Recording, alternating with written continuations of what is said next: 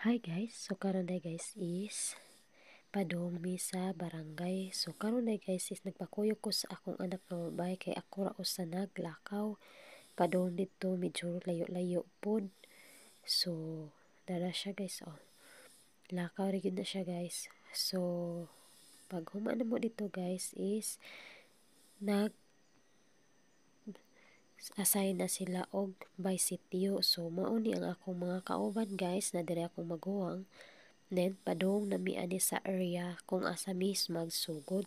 So, ang uban ani guys, kada og silhig, lampas og sako para panggamiton.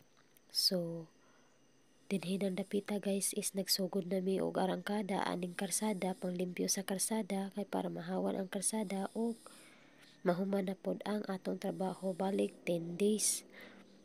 So, mao ni siya guys oh.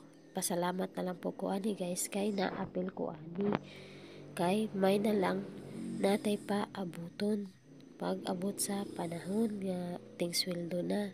So lipay na kay taaning dapita diri guys kay human na gyud ta og padung na sa tamo undang. So pasalamat day ko sa naghatag og guantes nakot guys or nagpahuwam kay na kaberan ang akong kamot kay sa tinuod lang guys wa ko maanad og ingon ani nga trabaho nga sip. So pero kay ato man ning gisudlan so ato gyud ning trabahoan. So thank you for watching guys.